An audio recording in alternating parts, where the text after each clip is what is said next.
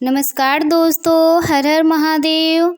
आज मैं आपसे एक ऐसा सवाल करने जा रही हूँ जो शायद आपने अपने दिल में कभी न कभी ज़रूर पूछा होगा। क्यों कुछ लोग दूसरों को दर्द देते हैं, धोखा देते हैं, अन्याय करते हैं और फिर भी उनका जीवन आराम से चलता है। तो क्या इस संसार में न्याय नहीं है? क्या भगवान उसे देख नहीं रहे? तो फिर इंसान को बुरे कर्म की सज़ा कब मिलती है? यह सवाल बहुत पुराने हैं और शायद मानव के साथ उसके अस्तित्व के समान पुराने हैं, लेकिन इसका जवाब भी उतना ही गहरा और सूक्ष्म है। आज मैं आपको इस प्रश्न का एक ऐसा जवाब देने जा रही हूँ जो केवल शब्दों का नहीं बल्कि अनुभव और अध्यात्म का भी है। और साथ ही सुनेंगे कुछ ऐसी कहानियाँ जो इस बात को समझने में हमारी मदद करेंगी। तो चलिए इस यात्रा की शुरुआत करते हैं। हर कर्म का फल तय है, लेकिन उसका फल तुरंत मिले, कुछ समय बाद मिले या अगले जन्म में मिले, यह निर्भर करता है उसके कर्म की प्रकृति और उस व्यक्ति के जीवन पथ पर। बुरे कर्मों का फल अक्सर तब मिलता है जब व्यक्ति अपने कर्मों को तुच्छ समझकर और अधिक पाप करने लगता है। ईश्वर तब सजा देते हैं ताकि उसे झटका लगे और वह सुधर सके। जैसे रावण को भी तुरंत सजा नहीं मिली, जब उसने मर्यादा की हर सीमा लांघ दी तभी राम ने उसका अंत किया। ईश्वर तभी हस्तक्षेप करते हैं जब एक व्यक्ति का बुरा कर्म दूसरे की अत्यधिक हानि करने लगता है। दुर्योधन के अत्याचार तब तक चलते रहे जब तक उसने द्रौपदी का अपमान नहीं किया।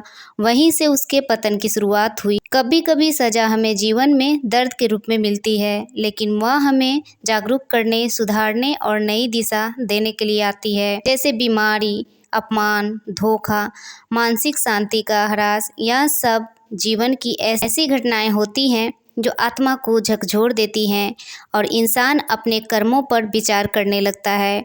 अगर कोई व्यक्ति जीवन भर बुरे कर्म करता रहा और उसे इस जन्म में कोई बड़ी सजा नहीं मिली, तो वह कर्म उसका पीछा नहीं छोड़ते। वे अगले जन्म में दुर्भाग्य, गरीबी, रोग, रिश्तों में टूटन, आध्यात्मिक शांति की कमी जैसे रूप में सामने आते हैं।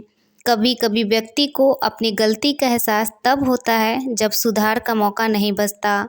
यह मानसिक कष्ट इतना बड़ा होता है कि वह सजा से भी अधिक पीड़ादायक हो सकता है। समय चाहे आज हो या कल, यह सृष्टि का नियम है कि हर कर्म अपने फल को साथ लेकर चलता है। भोलेनाथ के अनुसार जब पाप अपने सीमा पार कर लेता है तब भोलेनाथ स्वयं न्याय करने उतरते हैं। बहुत समय पहले की बात है, एक राजा था जिसके पास सब कुछ था, धन, शक्ति, सम्मान, लेकिन उसका दिल था कठोर और उसका व्यवहार था अन्यायपूर्ण। उसने कई बार लोगों को नुकसान पहुंचाया बिना किसी पछतावे के। लोग उससे डरते थे, पर वे सोचते थे क्या उसे कभी उसका फल नहीं मिलेगा। राजा की कहानी में छुपा है एक गहरा सत्य, और यही सत्य मैं आज आपसे साझा करने जा रही हूँ। यह कहानी आपको बताएगी कि कर्म के फल को समझने के लिए हमें धैर्य रखना पड़ता है, क्योंकि सजा हमेशा समय पर नहीं आती, लेकिन निश्चित रूप से आती है। और इस सच्चाई को समझना जरूरी है, क्योंकि यही जीवन का सबसे बड़ा नियम है। जैसा कर्म करेंगे वैसा फल मिलेगा ही। दोस्तों, जैसे मैंने कहा, उस राजा के पास था सब कुछ, शक्ति, दौलत, सम्मान, लेकिन उसका दिल था पत्थर जैसा कठोर। उसका नाम था भीमसेन। भीमसेन के राज्य में लोग डरते थे, क्योंकि वह न केवल कठोर था बल्कि न्याय करने में भी अंधा था। एक दिन भीमसेन ने एक गरीब किसान को अपने दरबार में बुलाया। किसान के पास अपनी जमीन की सच्चाई साबित करने के लिए कोई दस्तावेज नहीं था। राजा ने बिना सुने ही उसकी जमीन हड़प ली। किसान अपने घर गया, हाथ जोड़े और आसमान की ओर देखा। हे भोलेनाथ, न्याय कब मिलेगा? लेकिन न्याय तुरंत नहीं मिला। भीमसेन ने उसी दिन महल में एक भव्य जश्न मनाया। सारा शहर भीमसेन की शान में झूम रहा था, पर राजा के चेहरे पर कभी संतोष नहीं था। रात को जब सब सो रहे थे, भीमसेन के सपनों में वह किसान बार बार आता रहा। उसका दर्द भीमसेन के दिल को भेदता, पर वह उसे अनसुना करता रहा। समय बीतता गया। भीमसेन के घर में झगड़े होने लगे, उसके पुत्रों में लड़ाई हुई, धन कम होने लगा और राजा बीमार पड़ गया। लोग कहते थे यह सब उसके बुरे कर्मों की सजा है, पर भीमसेन इसे नज़रअंदाज करता रहा। फिर एक दिन राजा के पास एक आरसी आए। आरसी ने राजा को कहा, भीमसेन, तुम्हारे कर्म जैसे बीज हैं जो जमीन में गड़े हैं, जैसे ही सही मौसम आएगा वे अंकुरित होंगे। तुम्हारे बुरे कर्मों की सजा आनी निश्चित है। राजा ने कहा, आर्षीवर, कितनी देर और क्या मुझे मेरे कर्मों का फल जिंदा रहते ही मिलेगा? आरसी ने मुस्कुराते हुए कहा, कभी कभी सजा तत्काल मिलती है, कभी कई जन्मों तक इंतजार करना पड़ता है। पर एक बात सुनिश्चित है, धरा पर कोई भी कर्म नष्ट नहीं होता। यह कहानी हमें सिखाती है कि कर्म का फल कभी कभी देर से आता है, पर वह अवश्य आता है।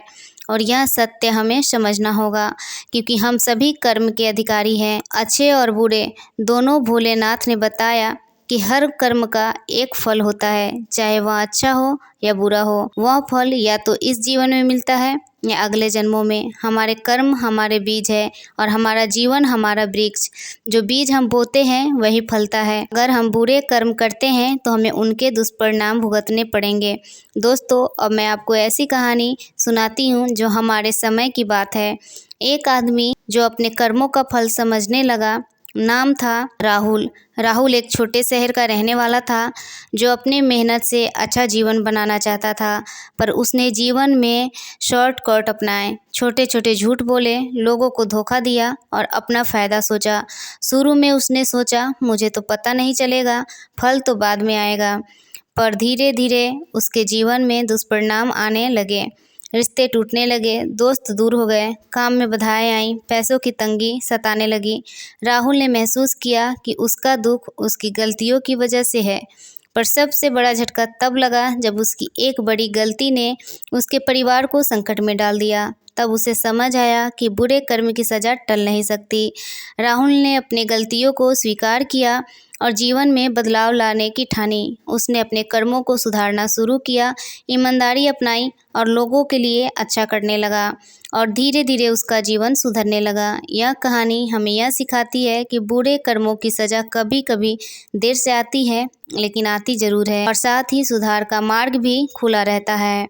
राहुल की तरह हम सब के लिए एक संदेश है, गलतियां करना मानवीय है, पर उन्हें सुधारना ही सबसे बड़ा धर्म है। कई बार इंसान बुरे कर्म करने के बाद भी सोचता है, मुझे कोई नहीं देख रहा है, मैं बच जाऊंगा, परंतु यह भूल जाता है कि ब्रह्मांड की नज़र सदैव उस पर रहती है। जिस क्षण उसने बुरा कर्म किया, उसी क्षण उसकी आत्मा पर उसका धीरे धीरे असर होने लगता है। यह प्रभाव तुरंत दिखाई नहीं देता, पर वह अंदरूनी रूप से नुकसान पहुंचाता है। कर्मों का असर 3 तरह से होता है। पहला, यह जीवन में दुख और विफलता लाता है। दूसरा, यह हमारे मन को अशांत करता है और हमें मानसिक तनाव में डालता है। तीसरा, यह अगले जन्म में भी हमारे भाग्य को प्रभावित करता है।